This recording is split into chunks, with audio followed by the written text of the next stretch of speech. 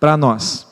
Mas vamos lá, gente, eu quero falar hoje à noite com vocês sobre José.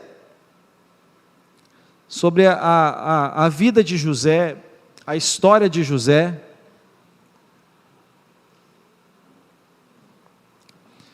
Assim como todos os livros da Bíblia, a história de José, que está dentro do livro de Gênesis, entre o capítulo 37 e o 50. Querem um tema de casa? Leiam esses 13 capítulos essa semana de Gênesis, do 37 ao 50. 13 capítulos. Aqui esses 13 capítulos nos contam a história de José. José, gente, ele foi, alguns princípios da vida de José. José foi fiel, ouça isso aqui, José foi fiel enquanto era amado, José foi fiel quando foi rejeitado, José foi fiel quando foi humilhado, José foi fiel quando foi injustiçado, e José foi fiel quando foi exaltado. Em todo tempo, José se manteve íntegro. O que é integridade? É aquilo que você é quando ninguém vê. Isso é ser íntegro. Íntegro é a sua conduta ser a mesma na frente das pessoas e quando ninguém está vendo. Porque quando alguém está vendo é fácil. Integridade é a gente ser a mesma pessoa, correta, óbvio, diante das pessoas e também quando ninguém está vendo. E José, ele se manteve íntegro em todas as circunstâncias na vida dele. Você não vai ver um herói da fé, um exemplo da palavra de Deus, que não tenha tido momentos difíceis, momentos de crises, momentos desagradáveis na vida. Jesus, quando contou a parábola dos fundamentos, ele diz que vieram a chuva, correram as torrentes de água, sopraram os ventos e deram com ímpeto contra a vida. Ele fala da casa, sobre a casa do ímpio e sobre a casa do justo. A diferença é que a casa do justo, daquele que ouve a palavra de Deus e pratica, essa casa não cai. E a casa do ímpio, que é aquele que ouve a palavra e não pratica, a casa acaba ruindo. Então, o que é muito claro na palavra de Deus? Que todos nós passaremos por momentos difíceis e por momentos de crise. E é nessa hora que a nossa fé é provada. Amém? É nessa hora que a fé é provada. Quando tudo vai bem, gente, nem de fé nós precisamos muito. Quando tudo vai bem, nem de fé nós precisamos muito.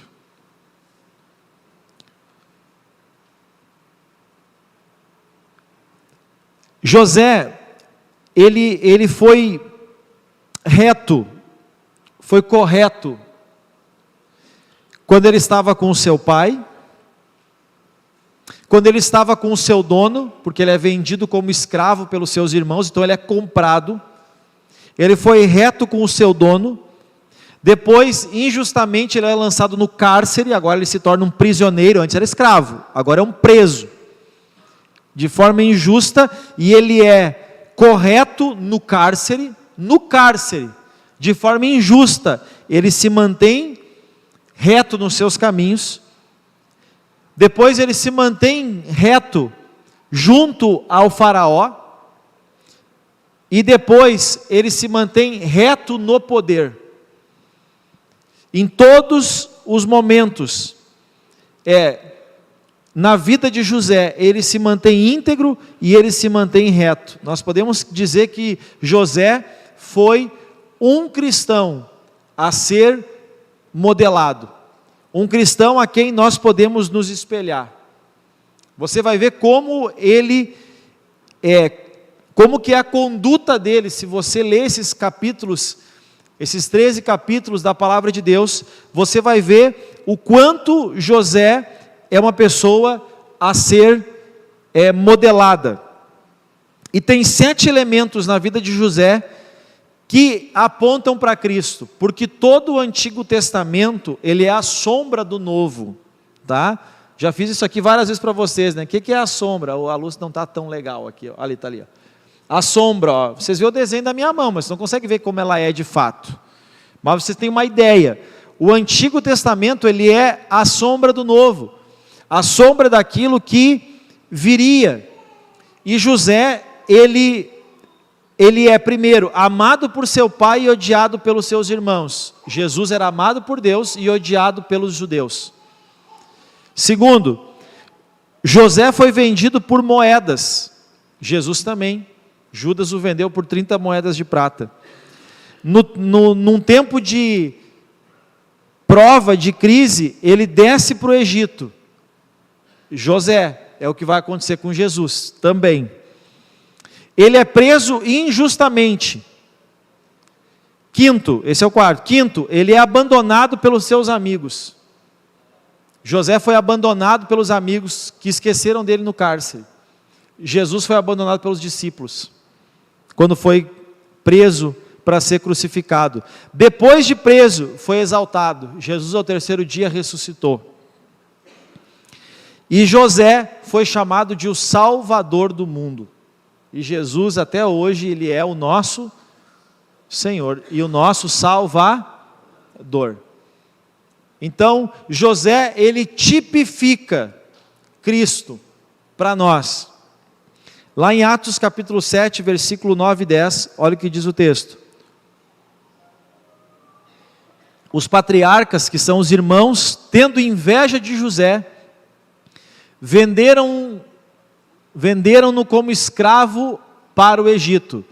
Mas, aqui está o mas, como diria uma professora de português minha, mas, porém, contudo e entretanto, Deus estava com, e preste atenção, Deus não livrou José dos problemas, mas Ele livrou José dos problemas. Deu para entender, né? É isso aí mesmo. Então, Deus não impediu que José vivesse tempos difíceis, mas Deus o libertou de todas as suas tribulações. Não é que como cristãos nós não teremos tempos difíceis, mas nós sempre andando com Deus, aqui está o grande detalhe, aqui está o entre aspas, andando com Deus, nós vamos nos livrar de todas as nossas tribulações. E ele deu a José favor e sabedoria diante do faraó, rei do Egito, e este o tornou governador do Egito e de todo o seu palácio. Então, José, ele, apesar das dificuldades, apesar das tribulações, em tudo isso, o que a gente pode trazer de mais importante na vida de José? O quanto ele se mantinha fiel a Deus. O quanto José era um homem íntegro, um homem reto, um homem temente a Deus. José era um homem temente a Deus. Era um homem que se desviava do mal. Se você for olhar na história, não era assim. Se você for olhar na história, Jó era assim. E todas essas pessoas tiveram momentos difíceis, mas Deus os libertou de todas as suas tribulações. Tem pessoas que a tribulação não passa. Olha só, vamos para Tiago 1:2, olha o que diz o texto, acho que é esse aí, que o apóstolo Tiago, esse Tiago, irmão de Jesus, olha o que diz aqui: meus irmãos, está falando com uma igreja, ó, um povo, que se reunia num lugar, considerem um motivo de grande alegria, preste atenção, o fato de o que, gente? O fato de, preste atenção, considerem um motivo de grande alegria, O passarem, não é ficarem. Tem diferença. Tem gente que a luta não passa, fica. Que a dificuldade não passa. Que a dor não passa. Que o deserto não passa. Que a escassez não passa. Porque o que está faltando na minha vida, talvez, Cássio? Está faltando você andar mais com Deus. O Salmo 23, ele diz assim: ainda que eu ande pelo vale da sombra da morte, ainda que eu ande, ou ainda que eu passe, tem uma outra tradução que diz, mesmo que eu andar pelo vale da sombra, vale de trevas e de morte, quer dizer, eu passar pelo vale da sombra da morte, eu não vou ficar no vale da sombra da morte, é eu passar pelo vale da sombra da morte, eu não temerei perigo algum, mesmo passando pelo vale, porque tu estás, como é que começa esse salmo mesmo? O Senhor é o meu pastor e nada me faltará. Então, o que está faltando talvez na nossa vida? O Senhor ser o nosso pastor. E nós estarmos andando com Deus.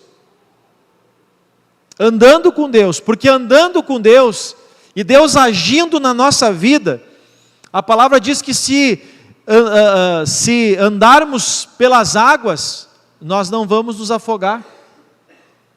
E se passarmos pelo fogo, nós não vamos nos queimar, mas nós vamos passar pelas águas, passar pelo fogo, passar pelo vale da sombra da morte, passar por várias provações. Não está dizendo que nós não vamos passar. Daniel foi jogado na cova dos leões, mas Deus estava com ele. Sadraque, Mesaque e Abdinego, os amigos de Daniel, eles foram jogados numa fornalha ardente, mas diz a própria palavra que quando o rei olhou, ele pergunta: peraí, a gente não jogou 3 homens? Eu estou vendo, o 4 era o Senhor, ou era um anjo do Senhor, guardando a vida daqueles 3 homens. Mas aqueles 3 homens também se mantiveram fiéis ao Senhor. Daniel se manteve fiel ao Senhor. E a grande questão, e a gente tem que trazer isso para a nossa vida, nós estamos andando com Deus? A nossa vida tem sido uma vida de devoção e de busca a esse Deus? Nós estamos desenvolvendo comunhão com Deus? Nós estamos aprendendo a ouvir Deus? Nós estamos olhando para a palavra de Deus e aprendendo algo para a nossa vida? Quem leu o livro de Eclesiastes, aprendeu algo para a sua vida. Porque o livro de Eclesiastes é uma lição de vida. É uma lição de vida. Lá em Gênesis 37, você vai ver toda a história de José, do versículo ali, eu vou só, o capítulo 37, vai dizer que José tinha 17 anos, e que ele era odiado, rejeitado, descartado e desejado de morte pelos seus irmãos. Vai dizer também que José vai se tornar administrador de tudo que estava na casa do seu senhor, que o tinha comprado. Vai dizer que José a Bíblia diz que José era bonito e forte.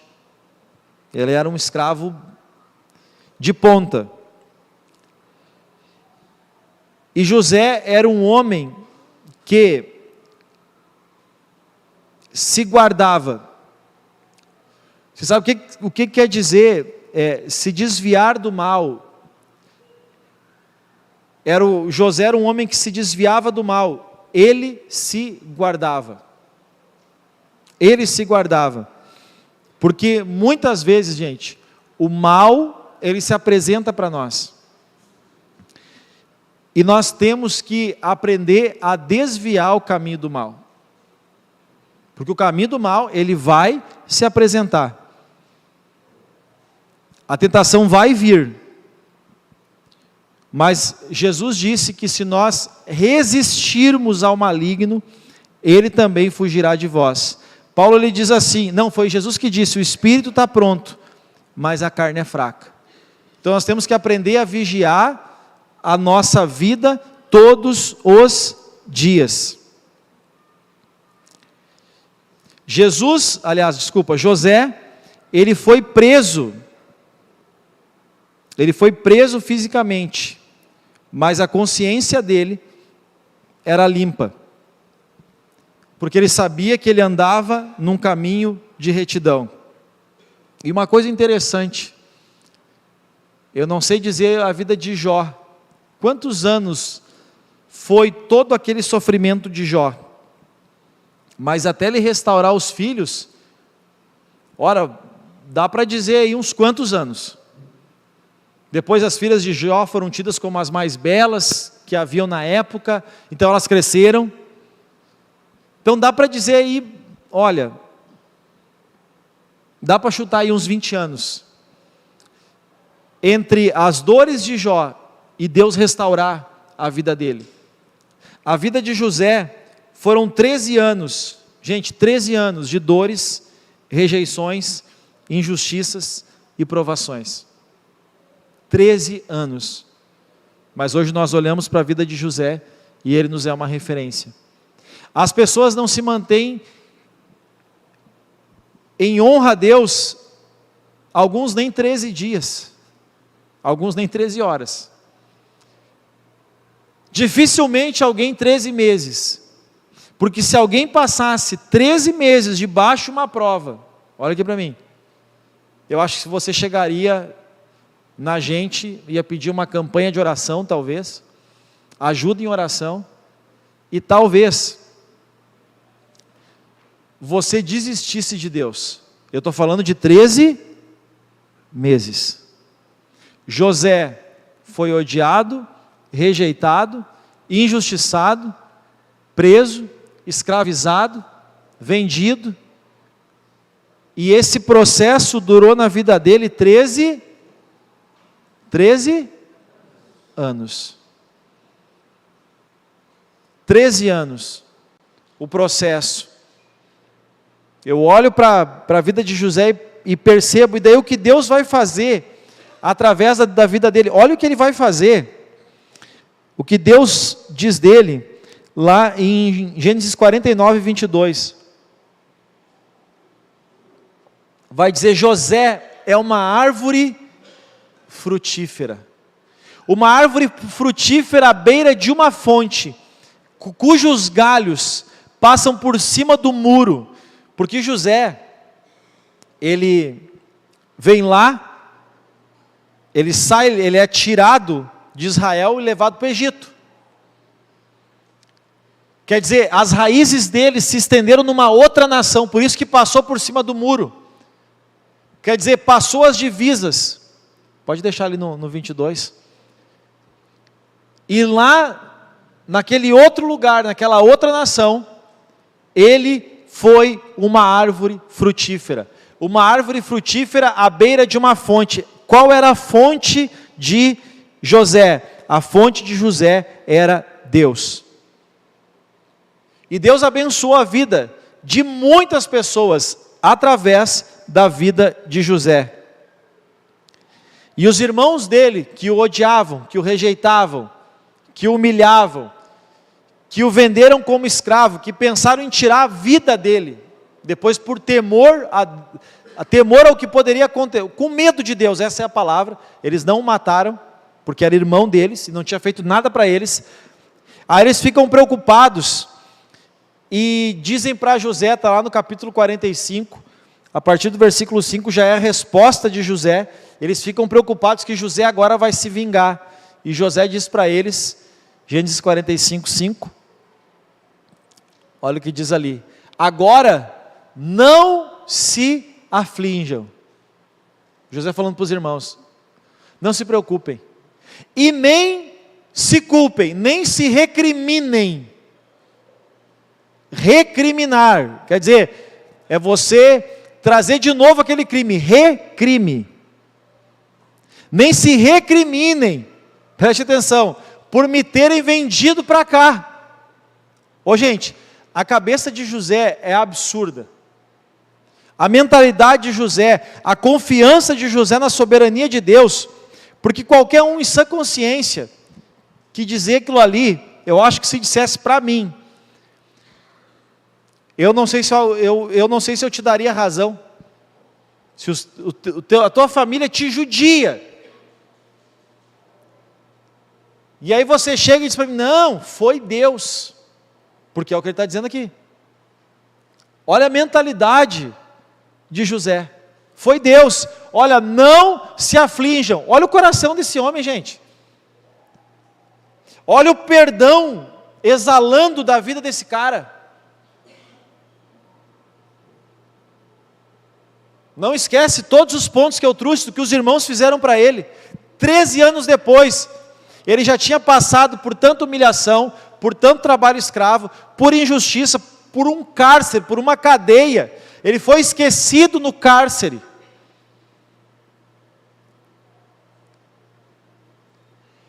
E aqui, agora ele está, de novo, os seus irmãos reencontram ele, e agora ele é o governador do Egito. E eles se preocupam, agora ferrou para nós. E ele diz, não se aflijam. Calma, gente. Não se recriminem, não se preocupem. Vocês não cometeram um crime quando vocês me venderam como escravo. Vocês estão comigo, sim ou não? Estão entendendo o que ele pensou? Ele pensou o oposto do que qualquer um de nós pensaria. Eu me coloco no lugar dessas pessoas, eu ia querer, agora tu veio. Bem que eu vi o Salmo, não me lembro agora qual, eu acho que é os 23, né? Que diz assim, me prepara uma mesa para mim diante dos meus inimigos, ou dos meus adversários. Unge a minha cabeça com óleo e o meu cálice. Agora vocês vão, na linguagem nossa, vocês vão comer o pão que o diabo amassou.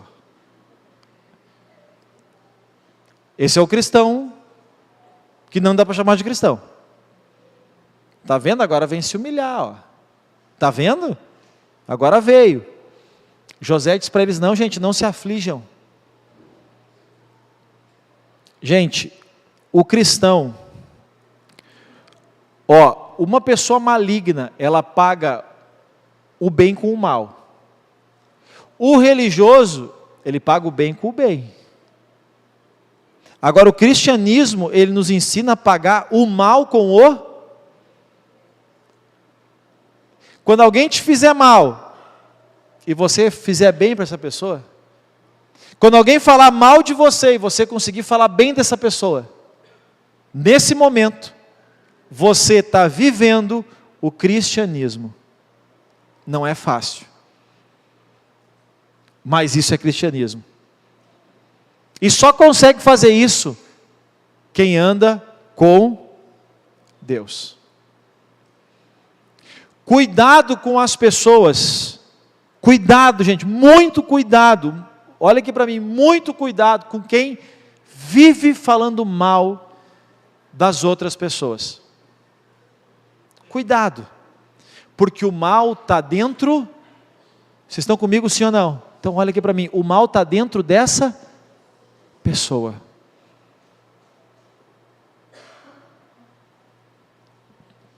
Porque quem tem o Espírito de Deus, quem está em comunhão com o Espírito Santo, ele não aponta erros, ele vê as coisas boas.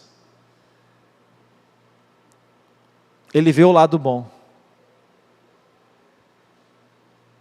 Aqui José disse, não se preocupem, Deus mandou eu para cá, pois foi para salvar vidas, que Deus me enviou antes de... O que aconteceu? A terra dos hebreus, o povo, a família, não só a família, mas o povo que José fazia parte, teve crise. E o Egito prosperou por causa de José. Preste atenção. Agora, eles têm que ir ao Egito comprar comida. E José diz: fiquem tranquilos, gente. Foi Deus que me mandou para cá antes de vocês. E aí, gente, é incrível o coração de José. Que Deus nos dê um coração semelhante ao coração desse homem, de 30 anos. Versículo 20, ele vai dizer o seguinte: não se preocupem. Eles deram o pior para José. E José diz o seguinte para eles: vocês não se preocupem com os seus bens que ficou lá. E com aquilo que vocês trouxeram para comprar comida. Não se preocupem, porque o melhor de todo o Egito vai ser de vocês. Eu vou dar o melhor para vocês. Vocês me deram o pior. Mas tu entende que ele não joga na cara? Eu que estou trazendo essa expressão, ele não joga na cara. Pelo contrário, ele vê Deus em tudo. Ele vê Deus em tudo. E ele disse: olha, não se preocupem. Não se preocupem. Vocês vão receber o melhor de todo o Egito. Tudo que tem de melhor no Egito vai estar a serviço de vocês. Gente,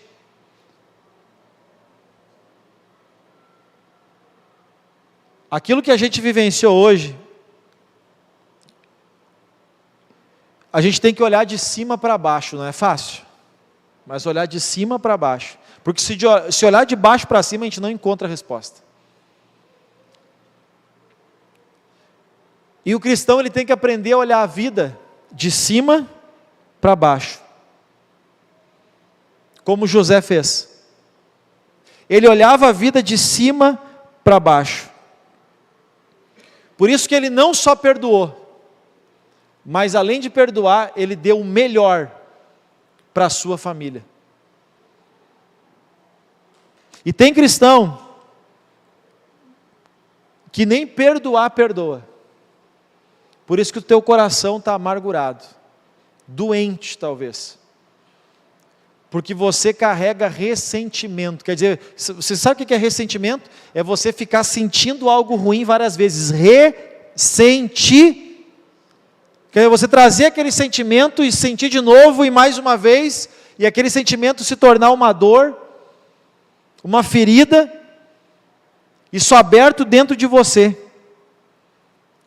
Quero dizer, perdoar não é mandamento porque é bom para quem te feriu. Perdoar é mandamento porque faz bem para quem perdoa. Sabia que o perdão não faz bem, não faz tão bem para quem é perdoado, quanto faz para quem perdoa. Por isso que é mandamento, porque é bom para nós. É muito melhor para quem perdoa do que para quem propriamente é perdoado. E duas últimas considerações que eu quero fazer. A primeira é: a vida, ela é cíclica. Assim, ó. Quer dizer, a nossa vida, ela vai ter montes e vales. A vida é cíclica. Talvez hoje nós estejamos muito bem, mas a gente vai ter os dias de aflição, os dias mais difíceis. Mas o conselho inspirado na vida de Jesus, na vida de José, é: mantenha-se fiel. Seja fiel, mantenha-se íntegro, reto, temente a Deus. Porque aí a sua vida vai continuar sendo guardada pelo Senhor. E a segunda consideração é que as questões da vida, olha aqui para mim, estão comigo? Essa segunda consideração, ela é muito importante. As questões da vida, as decisões erradas que talvez a gente tenha tomado. E eu trago isso muito para mim. As circunstâncias da nossa vida e até mesmo os males das pessoas jamais vão frustrar os planos e os propósitos que Deus tem para aqueles que Ele ama. Amém? Eu vou repetir porque eu vou encerrar agora. As questões da vida, as decisões erradas que a gente toma, as circunstâncias que se nos apresentam, e até os males que algumas pessoas podem cometer contra nós, nada, jamais pode frustrar os planos e os propósitos que Deus tem para a minha vida e aqueles que Ele tem para a sua vida. O texto para encerrar, Jeremias 29 e 11, isso aqui é uma carta que Deus mandou. Se você, coloca o versículo 4, se eu não me engano para mim, Kelly, por gentileza, o 4, assim diz o Senhor dos exércitos, o Deus de Israel, a todos os exilados, que deportei de Jerusalém para a Babilônia. Isso é uma carta que Jeremias está escrevendo, tá? Ele está escrevendo essa carta em nome de Deus. Essa carta vai chegar para esse povo, um povo que estava exilado, preso, que foi preso de Jerusalém para a Babilônia, eles eram escravos na Babilônia. E Deus manda escrever essa carta para eles. E lá no versículo 11, para mim é um texto chave dessa carta, onde Deus diz: porque sou eu que conheço os planos que eu tenho para vocês, diz o Senhor. E são planos, parece contraditório isso aqui. Deus permite eles perderem uma guerra, serem levados como escravo. Eles chegam na Babilônia escravos, Deus pega Jeremias, manda ele escrever uma carta, e dizer na carta: fui eu que mandei vocês para ir. Isso é colheita. Mas, sou eu que conheço os planos que eu tenho para vocês, diz o Senhor. E agora preste atenção: planos de fazê-los prosperar, e não de causar dano. É contraditório. Eles acabaram de perder uma guerra e serem feitos escravos. Mas eu conheço os planos que eu tenho para vocês. Sabe o que Deus está dizendo em outras palavras? Primeiro, vocês estão colhendo o que vocês plantaram. Segundo, vocês precisam passar por esse processo. E esse processo faz parte do meu plano.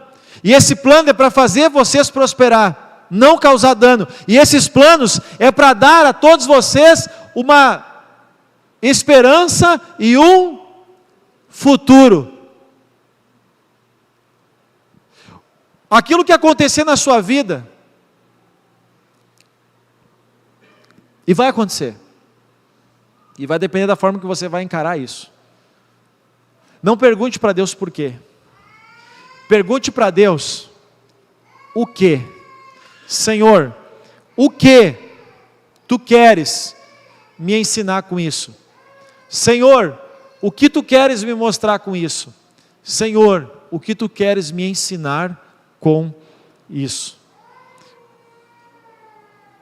E você pode declarar essa palavra: porque eu creio. Você pode dizer isso para Deus: porque eu creio, Deus, que os planos que o Senhor tem para mim, para minha casa, para minha família, não são planos de mal, são planos de bem, planos de me fazer prosperar. Prosperar é só crescer, tá? Planos de me dar um futuro e uma esperança. Esses são os planos que Deus tem para nós.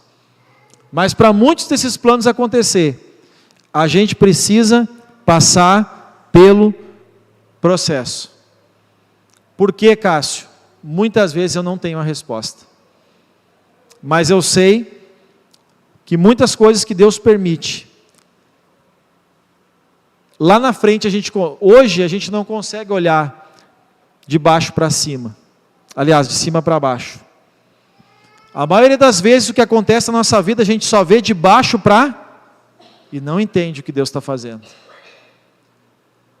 Mas como é que a gente consegue olhar para a vida de José, para a vida de Jó, para a vida de Abraão, para a vida de Davi, para a vida de Salomão? Como é que a gente consegue olhar para a vida deles? Porque está escrito aqui o início, o meio e o fim. E aí, com o início, meio e fim, a gente consegue olhar de cima para... e a gente vê que Deus estava com eles. O que a gente tem que aprender? É como eles se comportaram durante esse período. E tanto José como Jó, eles se mantiveram fiéis, tementes a Deus, íntegros e retos, em todos os desafios que eles tiveram na vida. Vamos nos colocar de pé?